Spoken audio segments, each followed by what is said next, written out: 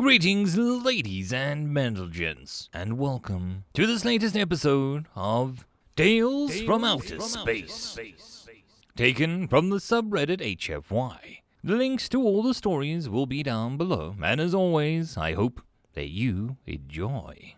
And if you do, please consider subscribing. Story number 1. A Villain, a Thief. Written by q00u. You are a villain, a thief. You'll find that I'm quite devoted to law and order, actually, said the human on the monitor, looking hurt. The invasion was not going as planned. Earlier, the invasion-class battleship Zivra's World Eater was hot warping into an unexplored arm of the galaxy. Hot warping was expensive, and when it came to ships the size of Zerha's, their resource costs grew absurdly. But spies amongst the fleeing Pret reported back that the Pret had made contact with the planet of Sophons in the region, a treasure ready to be picked. Unlike the Pret, these new people lacked faster than light travel, and so could not flee the expanding empire. Whichever faction staked a claim on this planet first would be tremendously benefited. So the Bicom Collective was sparing no expense.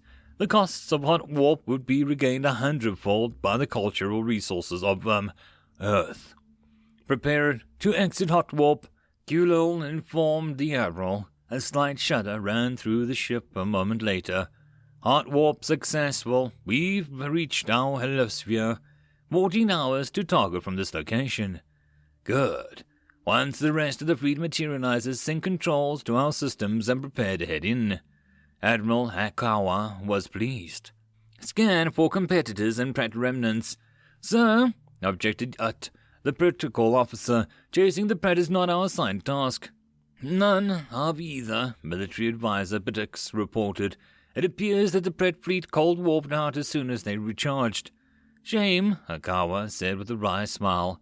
Cold warps took a long time. If the warp remnants were still in the system, the Bicom Collective could hot warp the fleet and wait for the Pret at their destination. I suppose we shouldn't be too greedy. A single planet and its billions of fresh citizens will have to satisfy us this time. Analyzing broadcasts from Target, said q00u. Translation services will be up by the time we arrive. Scanning Target with long-range sensors. A minimally damaging invasion plan will be ready at the time, said Betix in routine tone. This was not their first invasion. According to intel, the Earth has nothing that can damage the Hazaras. Excellent. Akawa was even more pleased. His crew was performing like a well-trained squad. As expected, the invasion would go off without a hitch. 14 hours later, a hitch appeared. Interesting, said q00u as an Asinet node nearby. The Asinet was controlled by any single empire, but its convenience meant that almost every spacefaring society used it. Left by the Pret, speculated Ut. Convenient for us, if it's in the hands of the world's leaders. Perhaps we can negotiate the complete surrender without damaging their infrastructure. Translation services? Online, 98%. The Earth language is surprisingly partitioned such that, Invasion plans, Hakawa interrupted. Ready, 5 to 10% estimated destruction of target, although it is always better that nobody has to fire a shot. Make contact, ordered Hakawa. 10% destruction averted is 10% more profit for the Bicom Collective. Moments later, an Earthling appeared in the ship's node monitor. Well, howdy! More visitors to Earth? Must be my lucky day. Yes, surrender, obviously. Hakawa cut to the chase. Pardon? The Earthling scratched the fur on its head. Ut stepped up for a moment. Are you qualified to speak for your planet? The Earthling laughed. I reckon that I'm qualified to speak for my planet, yeah? Ut gave an all-good signal to Hakawa and stepped away. Hakawa continued. Then, as the Earth's representative, call me Tom. The Earthling's designation was irrelevant to Hakawa, so he ignored it. This is an invasion. You have no chance against us. Complete surrender minimizes your suffering. Your people and resources will be allocated to roles we decide. You have no say in this, but you will not be killed. It is in your best choices. You have 82 minutes to decide. Oh, Sorry, I can't decide right now. Nope, thank you for asking though. Akawa paused. There was a chance that the translation was not getting through correctly. I'm not sure you understand the situation. We're currently approaching your planet. Oh, yes, I can see that. Terribly handy device, this node thingy. Part space phone, part Encyclopedia Galactica. And it can show me anything other nodes can see. In real time. It let me know that you were coming the moment you left Zerg. That's your home planet, right? Zerg. Terribly handy device. Yes, and as you can see, we will arrive at our destination shortly. If you look closely, you will notice that our fleet is made up of a very many heavily armored ships. When we arrive, if you have not surrendered by choice, we will force you to surrender. With overwhelming forces, due to the numerous heavy armed ships, is this translation reaching you successfully? The Earthling scratched his head again and exposed his teeth in a way the translator computer described as a bashful smile. Sorry, the fault's mine. I'm not explaining myself properly. You can't invade the Earth. Is that more clear? Another pause. We have many ships, and they have great big guns. Objectively, we can invade Earth. And we are, right now. That is what is currently happening. Are you sure that you're understanding our translation? Akawa was beginning to feel frustrated. It was a rare sensation for him. My fault again, bashful smile. Invading Earth is illegal. Does that help? Understanding dawned on Akawa. No, your Earth laws are irrelevant. The invaders set the rules, see? Laws only work when you are backed by force. And we, the invaders, have an overwhelming force. Understood? We are here representing the Baikwam Collective, one of the largest factions in the Redlonian Empire. Surely your pet friends mentioned us. Why would we be constrained by Earth legality? That does not make sense. We have great big guns. Your guns are not as big. I don't think I can make it any simpler than that. A frown appeared on the Earthling's face. Again, I failed. Invading Earth is illegal according to the Redlonian Empire's rules. You said that you're a part of the Empire, right? My understanding is that you guys love to follow the rules. Akawa glanced at Ut and then back at the screen. I believe you're mistaken. Invading uncorporated systems is not against any of our rules. Oh, well, there you go. There's your misunderstanding. This system is already part of a Redlonian Empire. The smile returned to its face. That, Akawa was growing more frustrated. Was the Earthling being intentionally foolish? That does not seem possible. We are the first ships from the Empire to reach the system, therefore you are not part of the Empire yet, but you soon will be. The Earthling looked at the node controls in front of it. Concentration on its face. Here, this might help. Sorry again, this system is still new to me. Don't worry though, I'm a fast learner. Sir, Quillen exclaimed. The planet on the ship's internal displays suddenly gained the Redlonian Empire J-Roof collective tag. The battle computers have altered, Batix announced. It wasn't possible to target friendly systems for invasion. Akawa looked at the Ut meaningfully, while Ut furiously manipulated his station controls. How could this be happening? Returning to the node screen, Akawa said, You are not part of the Empire. You hacked the node. This will only delay the inevitable. You will surrender, or you will be subjugated. There is no other outcome. Oh, no hack necessary. This system, this planet, and even myself, all part of the J-Roof Collective, and therefore part of the Empire. Sorry, you came all this way for nothing.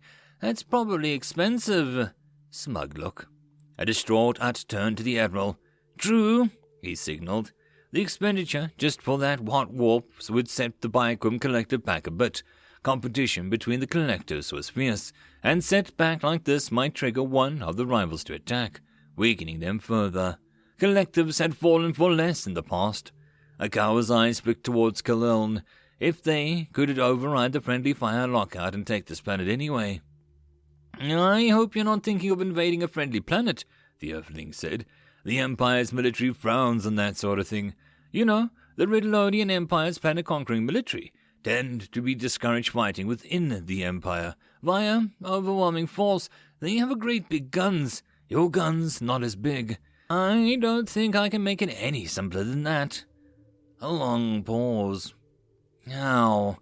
I really was hoping you would ask. Smug look. Do you know rock, paper, scissors? Ut piped up. An Earthling game played with arranging their appendages in specific configurations. The winner seems to decide by random chance. There you go. Satisfied look. A longer pause, but the Earthling remained silent. I require further explanation. Akawa's frustration had reached an unprecedented level. Oh, sure. You're right there, my friends. The Pret did, in fact, mention you. The Redlonian Empire, the various factions. It was very interesting. Gave us an ASINet node and instructed us on how to use it. They were very sorry, you see, to discover intelligent life in the system that they were passing through. Inevitably, the Empire would follow, and Earth would be lost. Sad, but inevitable. So far, the tracked with Akawa's understanding of the situation. This was not the first time something like this had happened in the Empire's long history. Inevitable, he continued, but unacceptable. But what could we do? We had a space phone and an encyclopedia of galactic knowledge, but what we didn't have was time.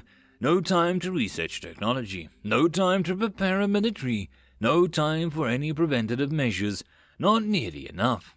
Pretty soon, one of the factions would get wind of our existence and head our way, and our time would be up. And we did then what would be determined by who exactly is coming, which turned out to be you. Ships coming from Zerg, a whole fleet with a lot of guns. Zerg is a big planet of the Baikwum Collective, so we contacted your friendly rivals, the J-Roof. In return for pointlessly wasting your resources and weakening the Baikwum Collective, they granted us essentially autonomy while being in name part of their collective. No! Akawa projected. No collective would bargain with an outside system, especially in return for nothing. It cost the Baikwum a fraction of your system's worth. Oh, we were already part of the Empire. They couldn't stake their claim to us anyway, since fighting is not allowed between the Empire systems. Putting us in name only dissuades you from invading us and allows them to legal claim for reparations from the Baikwum if you decide to invade us anyway. It costs them nothing, and might pay off big, if you're stupid. I went over the agreement very carefully. I'm a lawyer after.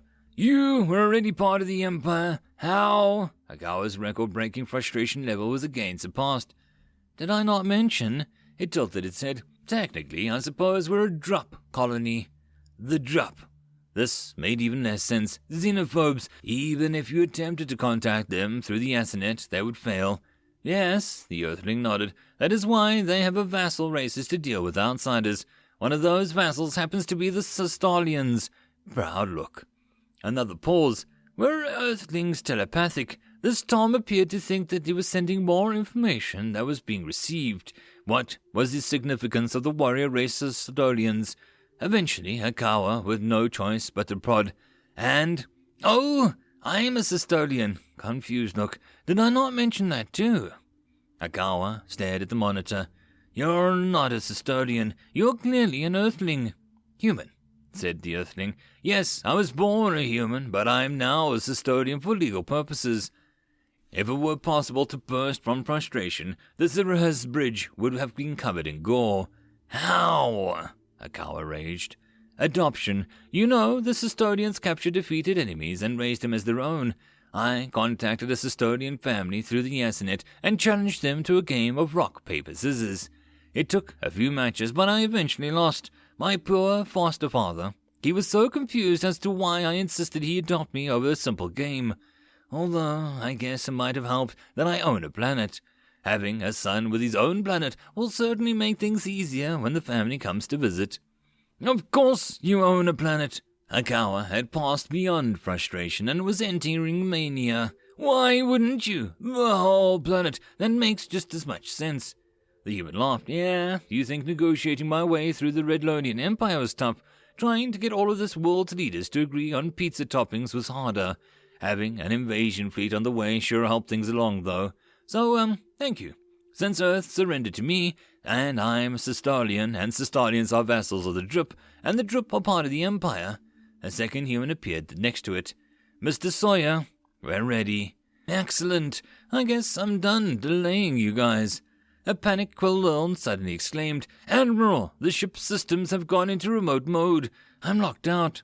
"Same here," confirmed Butux. Hut said nothing, but made worried grunts while trying his own console. To no effects. "Relax, fellas," the human said. "You're in no dangers. Negotiations have concluded successfully." Akawa had gone cross-eyed. Hut demanded, "What negotiations?"